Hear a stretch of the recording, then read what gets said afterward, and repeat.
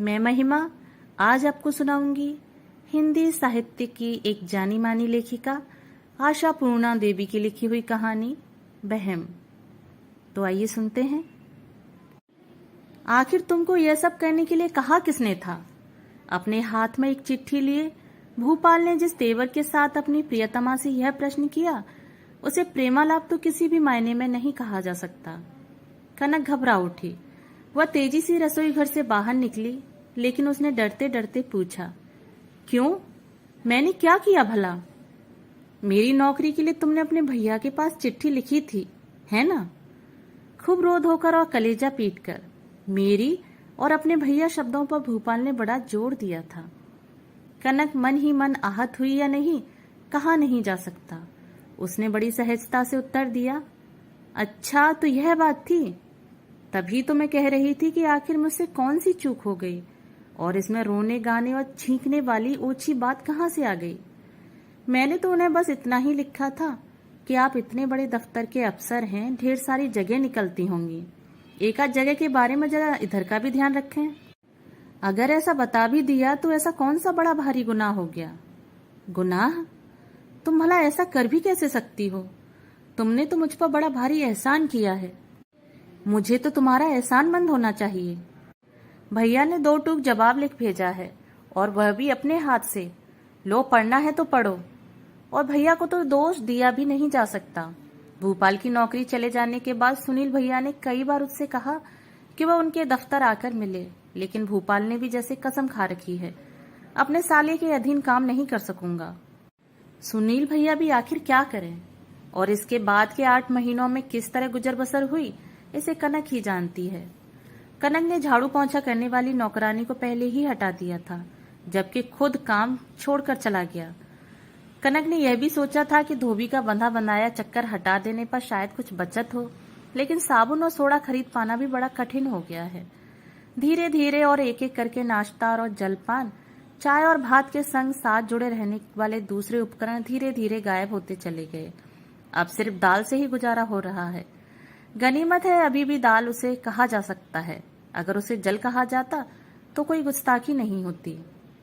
अपनी खातिर न सही, लेकिन बच्चों के चेहरे की तरफ देखकर कनक के जी में आता है कि वह दीवार पर सिर पटक कर अपनी जान दे। चीख चिल्लाकर रोया भी नहीं जा सकता। लोक लाज का लिहाज न होता तो वह कभी कभार बुक्का फाड़कर अवश्य ही रो लेती। कैसा हो गया था यह असहाय और अभिशप्त जीवन। उसने इतनी पढ़ाई लिखाई भी नहीं की थी कि अपने तई कुछ कमाने धमाने की कोशिश करती। निम्न मध्य वर्ग की घर गृहस्थी जिस तरह चला करती है, उसी तरह दिन कट रहे हैं। किशोरावस्था से लेकर जवानी तक, और जवानी से अधेड़ावस्था की ओर। शिल्पकला या दस्तकारी का काम भी उस स्तर तक नहीं सीख पाई कि उसकी बदौलत कोई सुविधा जुटा पाती। आखिर वह करे भी तो क्या? उसमें काम करने या सीखने की जितनी क्षमता थी, वह सब वो पहले ही कर चुकी है। अब शंख की शाखा और प्लास्टिक की चूड़ियां को धो धो कर पीने से कहीं किसी का पेट भरता है? तकलीफ के ये दिन कैसे भी नहीं कटते। एक एक दिन एक साल की तरह बीत रहे हैं। ऐसा नहीं है कि वो सिर पर सवार दिनों को बाल की लटों की तरह झटकते। उसे एक एक घंटे और घंटों में बंधे एक एक मिनट और सेकंड को झेलना था। स्कूल से वापस आते ही भात खाने का लालच दिखाकर बच्चों का मुंह सिखाए बैठे देखना भी वह किसी तरह झेल रही थी। लेकिन जब स्कूल की फीस चुकाए न जाने के अपराध में उन्हें वहां अपमानित कर घर वापस भेजा जाने लगा, तो वह जैसे तिलमिला उठी थी। और तभी एकदम से कातर होकर उसने भैया को चिट्ठी लिखी थी। अब इसमें बातें बड़ा चढ़ाकर या रो धोकर भले ही न की गई हों, लेकिन उसमें हल्का सा उलाहना तो था ही। भोपाल के साथ इस बारे में कोई सलाह मशविरा करने का साहस भी तो नहीं जुटा पाई थी। पता नहीं सुनील भैया का क्या उत्तर आए। अगर बात बन गई या मौका मिला तो वह भोपाल से इस बारे में बात जरूर करेगी। इतनी परेशानियों के बाद भी क्या भोपाल नरम नहीं पड़ेगा? कम से कम कनक के सामने तो उसे शर्मिंदा होना चाहिए, या फिर बच्चों की जिम्मेदारी की खातिर ही सही। इधर से तो एक तरह से निश्चिंत हो चुकी थी कनक। उसे अगर कोई चिंता लगी थी तो वह थी सुनील की ओर से। अगर वह कहे कि नौकरी तो किसी की बाट नहीं जोती, कनक बहन या पेड़ों पर नहीं फलती, तो वह कर भी क्या सकता है? कहाँ से लाए वह तो यही कहेगा, मैंने जब कहा था। आखिरकार यही हुआ। चिट्ठी भी किसी दूसरे ने नहीं, भूपाल ने ही खोली थी। कनक ने बड़े कष्ट से अपनी स्वाभाविक भंगिमा को बनाए रखा। होठों पर जबरदस्ती मुस्कान लादकर और बनावटी भाषा कौशल के सहारे उसने नकली गुस्से के साथ कहा, आखिर तुमने मेरी चिट्ठी को खोला ही क्यों था? कैसी नहीं खोलता हुजूर सरकार, वैसे इस चिट्ठी का इकलौता वारिस तो मैं ही था। भूपाल ने चुटकी ली। तुम्हारे करुणावतार भैया ने तो बड़े स्नेह के साथ मुझे बताया है, महामन की गाय की तरह एक बड़ी ही शानदार नौकरी उनके हाथ में है। इसमें काम तो कुछ है नहीं, लेकिन तनख्वाह बहुत अधिक है। बस सारा कुछ मुझ पर निर्भर है कि मैं उन पर कृपा करूं और उस खाली कुर्सी को सुशोभित करूं। हे भगवान, तो तुम अब तक विराजमान हो। तुमने कनक की लाज रख ली। अगर भूपाल की बातों में इतना व्यंग न होता तो कनक की आंखों में खुशी के आंसू बह निकलते। उसने बड़ी मुश्किल से अपनी उद्विग्नता को छिपाते हुए चहल के अंदाज में कहा, तो फिर देर किस बात की है? माँ दुर्गा का नाम लेकर निकल पड़ो। किसे पता है कि देर हो जाने पर वह कुर्सी भी हाथ से खिसक जाए। अच्छा। दुबले पतले और नसीले हाथ को ऊपर उठाकर और मुट्ठी से अपने बालों को जोर से जकड़कर भूपाल ने कहा, और तुम भी फूल, तुलसी दल और गंगाजल लेकर तैयार रहना। फूल और तुलसी? कनक ने हैरानी से पूछा। क्यों? क्यों नहीं भला? मनोकामना पूरी होने पर इष्ट देवता को संतुष्ट करने की यही तो रीत है। एकदम सीधी बात है। भैया की दया की रोटी से और कपड़े की किल्लत जो दूर होगी। भैया क्या हुए, भगवान के भूत और भभूत हो गए? कनक ने तिलमिलाकर कहा, तो इसमें मजाक वाली ऐसी क्या बात हो गई? आखिर अपने लोगों और जान पहचान वालों को लोग नौकरी में लगाते हैं कि नहीं? और अगर उन्हें नौकरी लगवाई जाती है तो क्या वे नौकरी लेना नहीं जानते? लेंगे क्यों नहीं, जरूर लेंगे। लेकिन इस बात का ध्यान रहे कि मैं तो उनका आत्मीय जन हूँ, कोई ऐरा गहरा दूर का रिश्तेदार नहीं। सारे नाते रिश्तेदारों में सबसे नजदीकी। कनक ने इस मौके पर अपनी नाराजगी को दबाने या छिपाने की कोशिश नहीं की। उसने तीखे स्वर में कहा, तुम्हारे लिए भला वह आत्मीय जन क्यों होने लगा? वह तो सड़क पर चलता हुआ एक अनजाना सा आदमी है, लेकिन याद रखना कि वह मेरा सगा भाई है। तो फिर तुम ही नौकरी कर लो ना जाकर। भूपाल कड़वी बातें नहीं बढ़ा रहा था, जहर उगल रहा था। इस बीच उसके सिर में जोर का दर्द होने लगा था। उसे बातें करने भी तकलीफ होने लगी थी। भात न खाकर भी वह कुछ दिन गुजार सकता था, लेकिन चाय के बिना वह रह नहीं सकता था। तो भी उसे चाय के बिना रहना तो पड़ ही रहा है, और तभी शरीर उससे बदला ले रहा है। भूपाल अपने बिछावन पर पड़ जाना चाहता था, लेकिन कनक ने रास्ता काटते हुए जले भुने स्वर में पूछा, तुम समझते हो तुम्हारे मन में जो आएगा तुम वही करोगे? तुम्हें पता भी है कि घर संसार कैसे चल रहा है, देख नहीं पा रहे? लेकिन भूपाल ने भी छूटते ही उत्तर दिया, यूं हूं देख भी तो कैसे सकता हूँ, टपाटप राजभोग निकल रहा हूँ, किमबख्त के गद्दे पर सो रहा हूँ। बाहर भीतर क्या हो रहा है कुछ पता नहीं चल रहा। राजभोग तुम ही नहीं सभी ढकोस रहे हैं। कनक जैसे चीख पड़ी, बच्चों के सूखे चेहरे की तरफ कभी देखा भी है तुमने? मैं ठहरी औरत जात, तो भी मेरे जी में यही आता रहता है कि बाहर सड़क पर निकल जाऊं और छोटा मोटा काम जो भी मिले करूं, उससे गुजारे लायक कुछ तो पैसे मिलेंगे। और तुम एक तो मर्द हो, तुम्हें जरा भी शर्म नहीं आती? सर दर्द के बहाने तकिए पर चढ़ाए पड़े रहते हो, और ऊपर से झूठा गुमान भी कैसा, साले के मातहत काम नहीं करूंगा। अरे देख लेना, उनके ही सामने तुम्हें हाथ फैलाना पड़ेगा। वैसी नौबत आने के पहले मैं सड़क पर भीख मांगना पसंद करूंगा। कहता हुआ भूपाल फिर अपने कमरे की तरफ बढ़ चला। लेकिन कनक ने भी तय कर लिया था कि चाहे जो हो जाए वह उसे आज इस तरह बख्शेगी नहीं। आज वह सारा आसमान सिर पर उठा लेगी। आज का एक एक पल कनक के लिए जहर की तरह है। इस जहर से भूपाल का चेहरा नीला हो उठा, सचमुच वैसा ही अपमानजनक और मौत की तरह भयानक। सुनने में भले ही लगे, लेकिन उसकी मन की आंखों के सामने सब कुछ साफ दिखता है। भूपाल का चेहरा देखते ही उसके रोम रोम में जैसे आग सुलग उठती है। क्यों भला क्यों? चारों हाथ पांव सलामत रहने के बावजूद भूपाल इस तरह काहिलों की तरह क्यों पड़ा रहता है? भूपाल अपने तई काहिल नहीं जान पड़ता, लेकिन कनक चाहती है कि भूपाल और भी कोशिश करके देखे। पास पड़ोस से अखबार मांगकर पढ़ने और खाली जगहों के विज्ञापन देखने भर या कभी कभार एकाध जगह पर साक्षात्कार देना ही काफी नहीं है। इससे भी बढ़कर कोशिश करने की जरूरत है। रास्तों में घूम घूम कर, हाथ जोड़कर, लोगों के पांव पड़कर, कुली या मोटिया का काम कर, रिक्शा खींचकर, जैसे भी हो भूपाल को घर में 2 पैसे कमाकर लाना है। पहले के दिनों में अपने पति के हताश और दयनीय चेहरे को देखकर कनक के सीने में करुणा का ज्वार सा उमड़ा करता था। वह चाहती थी कि भूपाल घर संसार की तमाम परेशानियों से मुक्त रहे, लेकिन अब उसके मन में ऐसी कोई सहानुभूति पैदा नहीं होती। तब भूपाल के मुंह से किसी तरह की कोताही की बात सुनती थी तो वह उसे रोक दिया करती थी या हंसकर उड़ा देती थी। यहाँ तक कि शास्त्र वचन का हवाला देती हुई उसे दिलासा देती थी। पुरुषों के मन की 10 दशाएं होती हैं, वही कनक आज मौके बेमौके भूपाल की कोताही और लापरवाही को फटकार सुनाती रहती है। कोई बात चली नहीं कि उसे दुरदुरा देती है। स्नेह, सहानुभूति, करुणा, प्रेम और ममता की सभी धाराएं सूख गई हैं भूख से बिलबिलाते नीरू और नूपुर की गर्म सांसों की आंच में, और उसका मन कठोर हो गया है अपमानित संत और सुधीर की सुनी और फीकी नजरों की चाबुक से। 4 बच्चों की 4 जुड़वा आंखों का मौन तिरस्कार कनक को लगातार बींध जाता था। बच्चों के स्नेह से भी अधिक जो बात उसके कलेजे को गहरे बांध जाती थी, वह थी खुद अपनी ही आंखों में गिरा देने वाली शर्म। उसके जी में यही आता कि कैसे वह जमीन में गड़ जाए। जब भात परोसकर फीकी दाल की कटोरी आगे बढ़ाने के सिवा उसके पास कुछ भी नहीं था, धरती फटे और उसमें वह कैसे समा जाए। उसे एक के बाद दूसरे आने वाले हर दिनों में तबीयत खराब है का बहाना बनाना पड़ता है। क्या करूं बेटे, खाना ठीक से नहीं बना पाई। अगर ऐसी स्थिति में हाथ पांव में कहीं चोट या खरोंच लग जाए तो शायद आयोडीन तक न मिले। पेट दुखने लगे तो सौंठ का पानी चाहिए, और वह सब भी कहाँ से आए। यह सब बताने की जरूरत पड़ सकती है। कनक को ऐसा बुरा सपना भी देखना पड़ सकता है, ऐसा उसने कब सोचा था।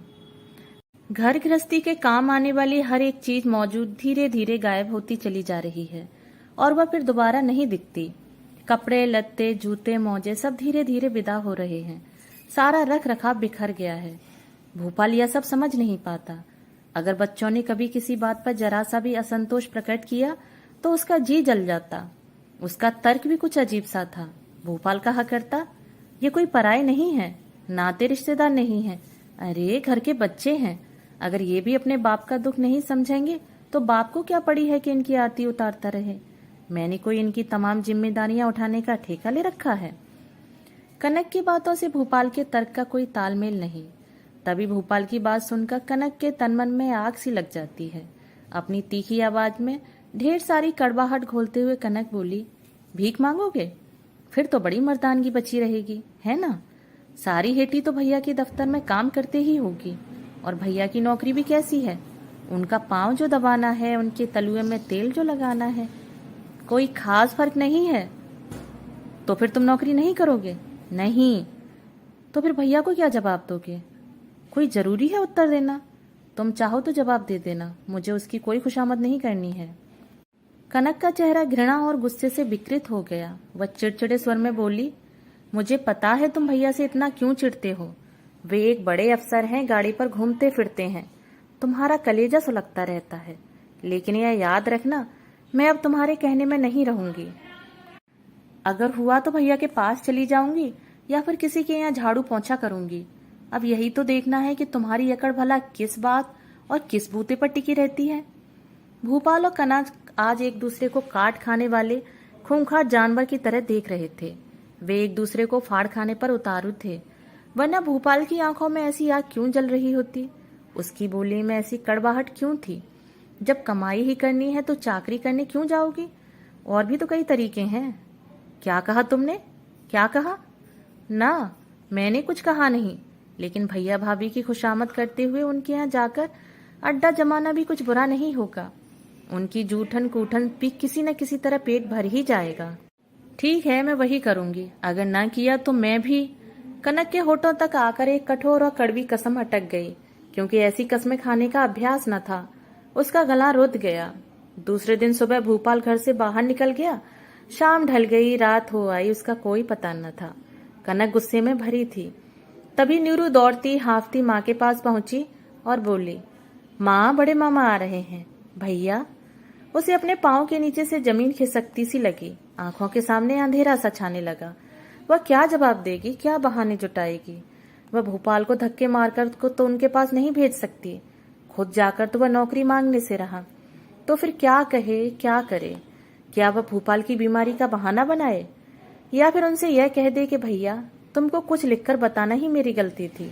उनकी तबीयत इन दिनों काफी बिगड़ गई है, आजकल वह काम नहीं कर पाएंगे। क्या सुनील भैया उसकी बात पर यकीन कर लेंगे? जो आदमी घर से बाहर निकल पड़ा है उसको बीमार बताना इस मौके पर एक तरह का मजाक या बात का बतंगड़ बनाना ही तो है। क्या उनकी नजर इस घर की बदहाली पर नहीं पड़ेगी? भैया के यहाँ आने पर कनक में इतनी भी क्षमता नहीं है कि वह उन्हें एक कप चाय तक पिला सके। क्या उसके भैया सुनील इस बात को नहीं समझते? ऐसा ना हो तो कभी कभार जब इधर आना हुआ तो वे छूटते ही कह देते हैं, तू खाने पीने का कोई हंगामा खड़ा न करना कनक, तुझे पता नहीं मेरा पेट बड़ा ही अपसेट है। इसके बाद भी क्या अब भी अपना सड़ा गला अहंकार लेकर पड़ा रहेगा भोपाल? और क्या सुनील उसकी इस मानसिकता को समझ नहीं पाएगा? वह क्या कहे भोपाल को और किन शब्दों में उसे बुरा भला कहे? क्या वह भोपाल के बारे में जलीकटी सुनाकर उसे और भी जलील न करें? अरे कनक कहाँ है रे, तू कैसी है? भैया की स्नेहल पुकार कनक के सीने में हथौड़ी की चोट की तरह पड़ी। भैया! अपने फटे आंचल को समेट उसे अपनी साड़ी की तहों के बीच छुपाते हुए वह आगे बढ़ाई और बोली, अरे भैया तुम, अब की बार तो तुम बहुत दिनों के बाद आए। समय ही कहाँ मिल पाता है रे, और आजकल काम इतना दबाव है कि ना आ पाने की वजह क्या हो सकती है। इसे अपनी भलमनसाहत के नाते छुपाते हुए भी वह जाहिर थी। भोपाल के स्वभाव से उखड़कर ही सुनील भैया ने इन दिनों आना जाना कम कर दिया है। क्यों? आखिर काम इतना बढ़ कहाँ से गया? हालांकि कनक तो अपना यह सवाल खुद ही बेमतलब सा जान पड़ा। अरे एक अफसर है, साला बम्बई जाकर जम गया है। खैर भोपाल को मेरी चिट्ठी तो मिली है ना? तुम्हारी चिट्ठी? कनक जैसे आकाश से गिरी। तुमने उसे चिट्ठी भेजी थी? उसने हैरानी से पूछा। हाँ रे, सुनील ने आक्षेप से भरे स्वर में पूछा। उसे नहीं मिली? तभी मुझे शक हो रहा था। तू देख रही है ना, ये आजकल डाक की क्या हालत हो गई है। दमदम से कलकत्ता आखिर कितने दूर हैं दोनों? यही 15-20 किलोमीटर, और चिट्ठी आने में 5 दिन लग जाएंगे। छी छी। सुनील ने कुछ सोचते हुए फिर जोड़ा, परसों शाम को ये चिट्ठी डलवाई है। खैर मैं जरा घूम फिर आऊं। और हमारे बाबू साहब कहाँ हैं? उनकी मति गति फ्री है? हाँ भैया, और मैं यह बताना चाह रही थी, काफी भाग दौड़ के बाद उन्हें एक काम मिला है किसी बैंक में। अच्छा, काम मिल गया? सुनील की आंखें फटी रह गईं। भोपाल को नौकरी मिल गई? हाँ भैया, उन्होंने किसी जान पहचान वाले को बता रखा था। जिस दिन मैंने तुम्हें लिखा था ना, उस दिन तक तो बात बनी नहीं थी, लेकिन दूसरे ही दिन उन्होंने आकर बताया कि काम मिल गया है। सुनील ने निराशा के स्वर में कहा, इतने दिनों तक बेकार बैठा रहा और ऐन वक्त पर उसे दूसरी नौकरी भी मिल गई। इधर मैं कितना परेशान रहा, कितनी मुश्किलों से उसके लिए एक अच्छी सी नौकरी का जुगाड़ करा पाया। अब की बार कनक के हैरान होने की बारी थी। क्या तुमने सचमुच उनके लिए नौकरी का बंदोबस्त कर दिया, और वह भी पलक झपकते? सचमुच? मैं तो कल ही हंसी हंसी में उनसे कह रही थी, चलो नसीब ने पलटा तो खाया, और हो सकता है भैया भी तुम्हारे लिए कोई ना कोई नौकरी अवश्य जुटा देंगे। तो पता है उन्होंने क्या कहा? लगता है नौकरी ऐसे ही पेड़ों पर फला करती है। बस यही तो 7 दिन पहले अर्जी दी थी और नौकरी मिल गई। और सचमुच ऐसा ही हुआ भैया। अगर नौकरी इतनी आसानी से मिलनी थी तो वे काहिलों की तरह इतने दिनों तक घर में क्यों बैठे रहे? कनक यह सब पूछकर बड़ी हैरानी से और बड़े भोलेपन से भैया की ओर ताकती रही, एक नन्ही बालिका की तरह, कुछ ऐसी मासूमियत से कि दीन दुनिया के बारे में उसे कुछ नहीं मालूम। उसे तो बस यही जान पड़ता था कि अगर मर्द घर में बेकार बैठा है तो काहिल ही हो जाता है। सुनील थोड़ी देर तक चुप बैठा रहा। फिर उसने कनक से पूछा, तू किस बैंक के बारे में बता रही थी? नाम तो मैं नहीं जानती भैया, लेकिन बता तो किसी बैंक के बारे में ही रहे थे। उनके किसी दोस्त के चाचा या ताऊ वहां कैशियर हैं। कह रहे थे पगार भी अच्छी मिलेगी। फिर तुमने जो इतना कुछ किया उसका क्या होगा भैया? हाँ, थोड़ी बहुत परेशानी तो होगी, और क्या, वैसे बड़ी कोशिश की थी। और यह भी पता नहीं चल रहा कि आखिर उसे वहां काम कैसा मिला। वैसे यह काम सचमुच अच्छा था, आगे तरक्की मिलने की भी उम्मीद थी। फिर तो यह तुम्हारे लिए बड़ी परेशानी की बात हुई। ऐसा नहीं हो सकता कि तुम इसे किसी और को दे दो? हाँ, कनक ने पूछा और आगे जोड़ा, वैसे ये भी जान पहचान वाले हैं, दोस्त के चाचा। सुनील उठ खड़े हुए। यह क्या, इतनी जल्दी जा रहे हो? ऐसा नहीं होगा। आज यह मीठा कराए बिना मैं मुंह जाने नहीं दूंगी। अब जैसा भी है खबर तो अच्छी है। अरे ओ संत, सुन तो बेटे, कहती हुई वह अंदर वाले कमरे में गई और बेटे से बड़ी धीमी आवाज में गिड़गिड़ाते हुए बोली, सुन बेटे, दौड़कर जाओ, मामा जी के लिए 2 बर्फी तो ले आ। पैसे मैं बाद में चुका दूंगी। दुकानदार से कहना मैं हड़बड़ी में दौड़ा चला आया। क्या? फिर उधार लाना होगा? नहीं, भले ही तू मेरा गला काट दे। और यह कहकर संत ने खिड़की की तरफ मुंह फेर लिया। क्या पता मामा जी पढ़ाई लिखाई के बारे में कुछ पूछ बैठे हैं। इसी डर से तो मैं अब तक बाहर नहीं निकला था। इससे क्या हो गया बेटे? कनक की आवाज धीरे धीरे और भी धीमी और फीकी पड़ गई। तुम लोगों ने तो जैसे कसम ही खा रखी है।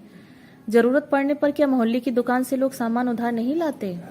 वही लाते हैं जो उधार चुका पाते हैं। संत ने खिड़की से बाहर ताकते हुए ही कहा। तो तुम यही कहना चाहते हो कि मैं उसका उधार नहीं चुकाती? ठीक है, मैं देखती हूँ कहीं कुछ और। आखिर बड़े बाप के बेटे जो ठहरे तुम। पिछवाड़े के दरवाजे से पीछे घूमकर कनक रसोई घर में आई। हैं? अभी भी 1 रुपया बचा है। पौष संक्रांति के दिन उसने 1 रुपए के सिक्के के साथ बावनी बांधा था। खुली छप्पर के नीचे जाले में वह पोटली आज भी बंधी हुई है। फूस से मड़ा हुआ सिंदूर से पता हुआ सिक्का। अभाव के राक्षसी पंजे ने आज तक कम से कम उसकी तरफ हाथ नहीं बढ़ाया था। शायद उसने बढ़ाने का साहस किया भी नहीं था। कनक का हाथ वहां तक पहुंचेगा सहस्त्रबाहु की तरह अपना जाल फैलाए काल की सीमा में। लेकिन उसके बिना चारा भी क्या है? बाहर वाले कमरे में भैया बैठे हैं। पति को नौकरी मिली है। इस खुशी में वह उनका मुंह मीठा कराएगी, ऐसा ही तो कहकर आई है वह।